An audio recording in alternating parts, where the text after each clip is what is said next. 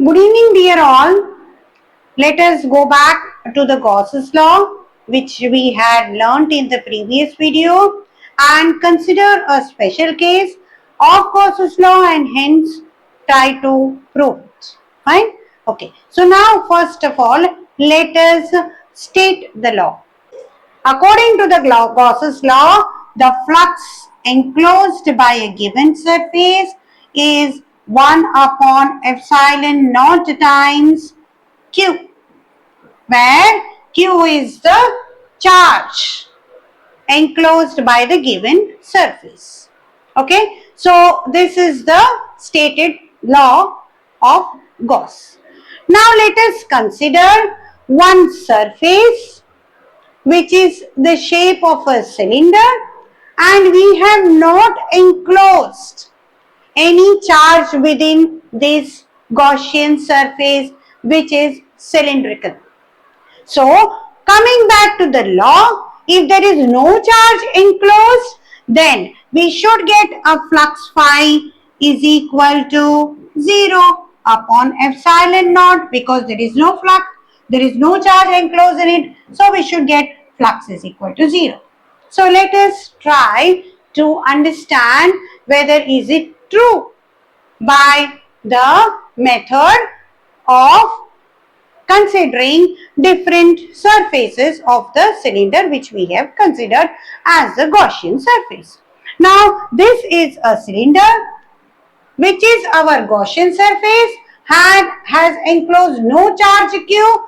It can be considered as three surfaces: surface 1, surface 2, surface 3, and placed in the electric field. Now sometimes students get confused. Is the cylinder actually there? No.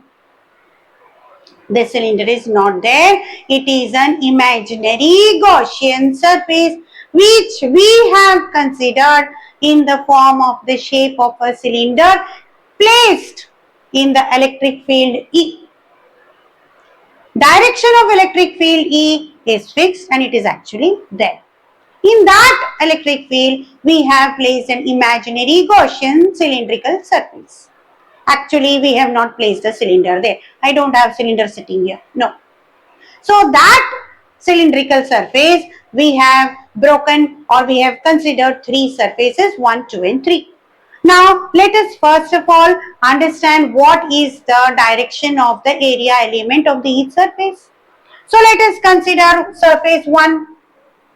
According to the rule of the direction of the area element of this surface, it should go outwards perpendicular to this surface. This is the surface, outward perpendicular to the surface. So let me name it as S1 for the surface 1. Here coming to 2, again this is the surface, outward surface. I cannot go into the cylinder as per the rule.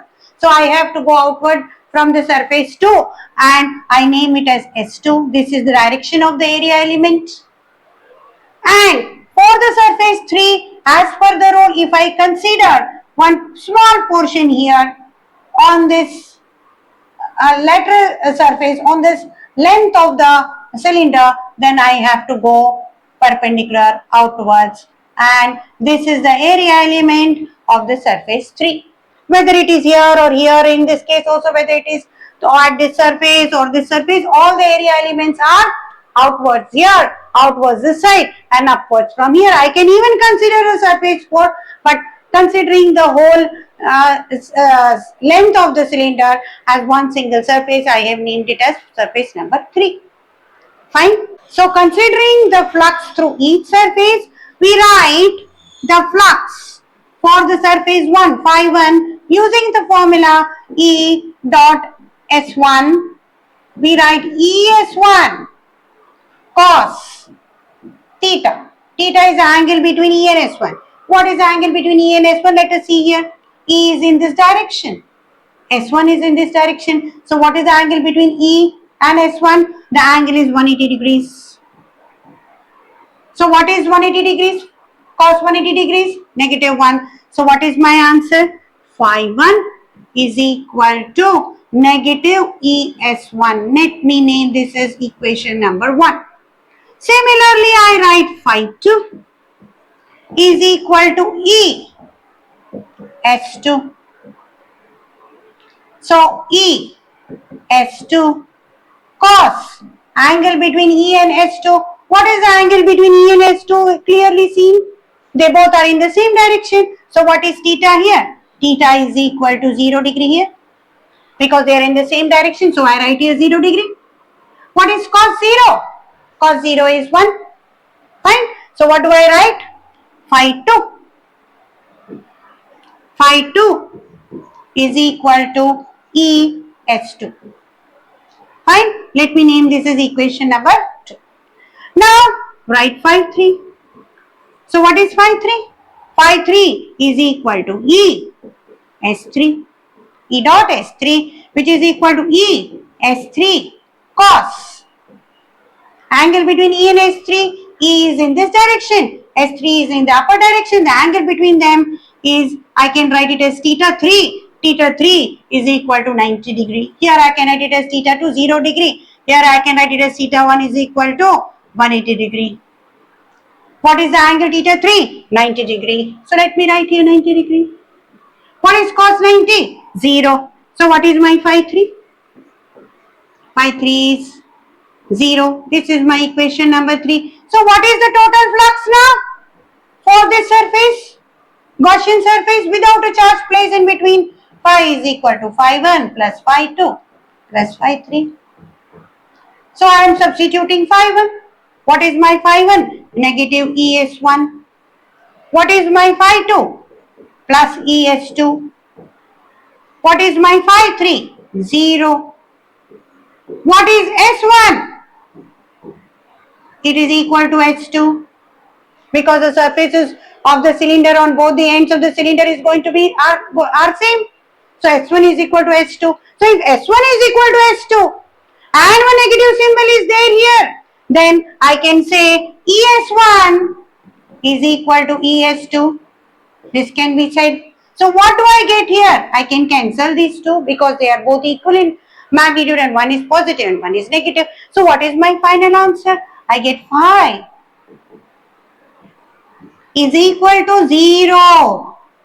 When did I get phi is equal to 0? When I placed no charge in this Gaussian surface. That time I got phi is equal to 0. If some charge would be there in the Gaussian surface, I would get Q upon epsilon naught. Fine. So I have proved that if there is no charge placed in the Gaussian surface in the electric field, then the total flux phi is equal to 0.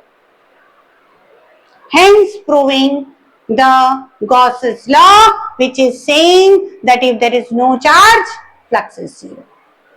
If there is no charge enclosed by the surface, flux is 0. Yes, I have used different formula to get my answer, but this answer here and this answer here are same. This answer I got using Gauss's law.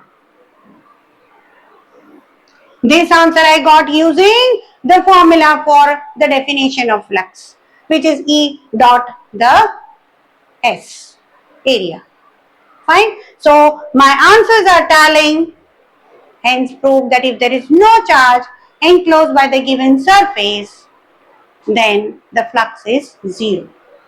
Fine. So remember this as I mentioned in the rules also. If charge is there, flux will be there. Suppose I have some charge outside.